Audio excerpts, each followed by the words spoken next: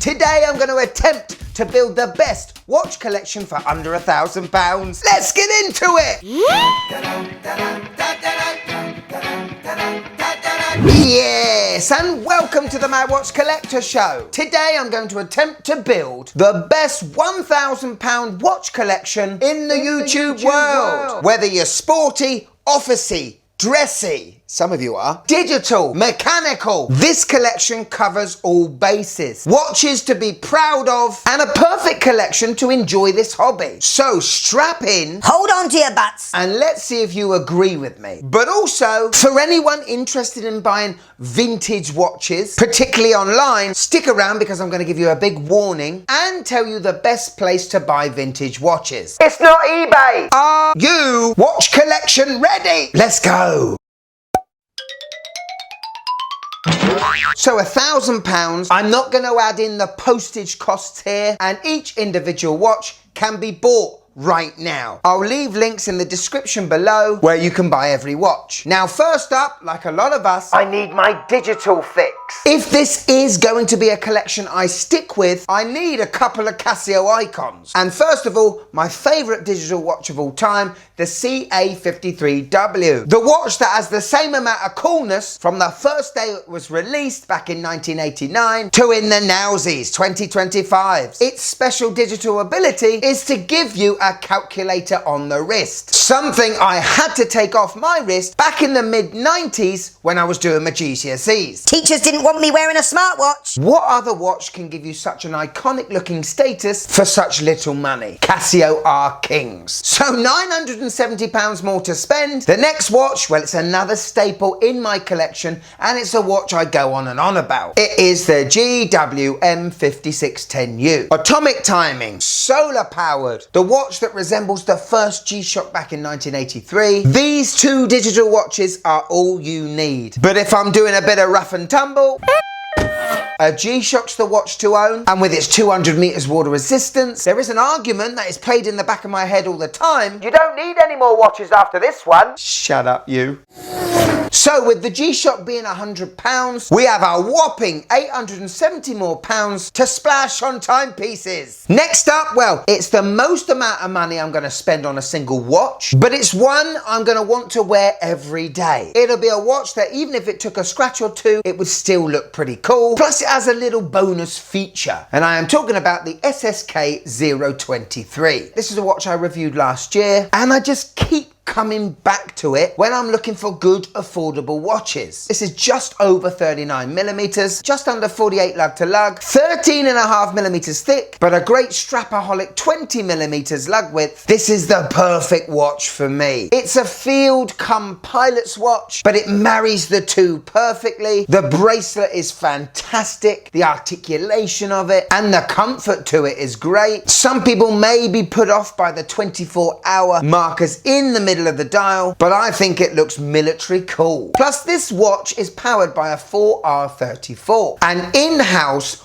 office GMT automatic movement. Basically what it means is I can independently move the red GMT hand without touching any other hands. Great when I'm on holiday, but just good to look at. The watch sweeps away at 21,600 beats per hour, 41 hours power reserve, no screw down crown, but the watch is 100 meters of water resistance, perfect for an everyday watch. We got a domed hardlex crystal. I've never had a problem with hardlex. I say this on countless occasions. For anyone that does a job where their hardlex crystal has scratched, get a bloomin' G-Shock. Even though the watch has a stainless steel bracelet, it's only around 140 grams, so not too heavy. For me, it's the perfect everyday watch. I found this for about £309. It's certainly come down a lot in price since I first reviewed it, but honestly, I think that is a really decent price. It's a winner from Seiko. Could you just click that like button, please? It really helps the channel.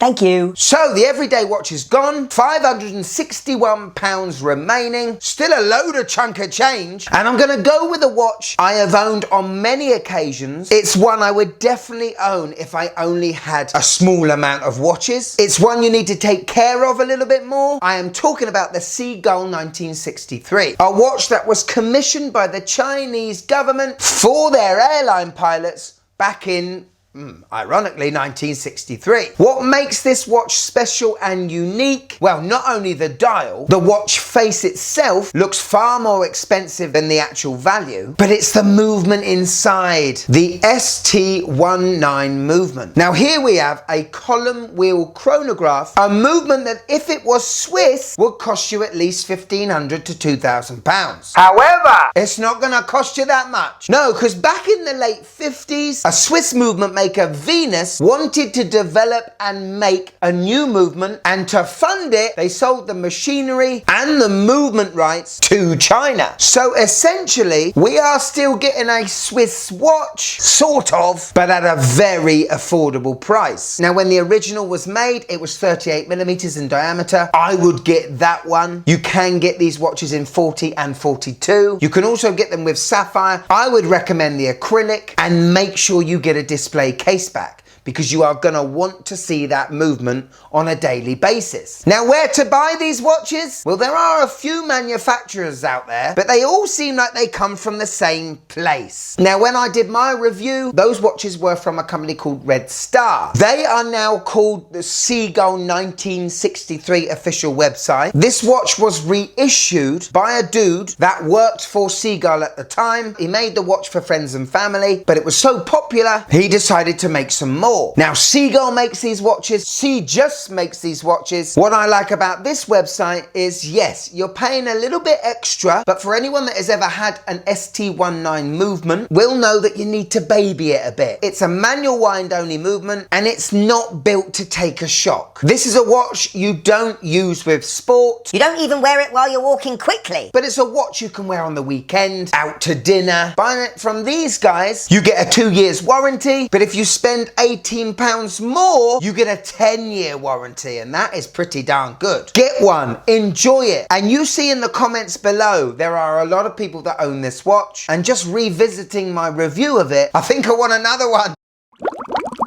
We come to my final choice, and we have £281 remaining. Now, I've got my digital beaters, I've got my everyday watch, and I've got one that I could wear for a dressy occasion. What I haven't got, well, it's a diver. Now, where do you go to buy the best dive watch under £300? Well, yes, it used to be Seiko, but for me still, the overall package, we've got to look at Orient still. And the Casio that I found for around £208 ticks every single box I want. It's rugged looking. It could be dressy looking with the right strap. I'm a fan of patina handset and indices. This reference does show it. And I love the fume, sunbursty, misty dial that helps give it a little bit of a vintage vibe. Now, even though the case is 42 millimeters in diameter, it's only 48 millimeters lug to lug, which means it is going to fit most wrists. 13 mil thick. I'm not a huge fan of the 22 millimeter lug width, as I don't have many straps at 22. Now, for £208, you get a watch with a screw down crown, screw down case back, and 200 meters of water resistance. You get a sapphire glass, and you get an in-house automatic movement. The F6922 sweeps away at 21,600 beats per hour. This watch looks far more expensive than the £208.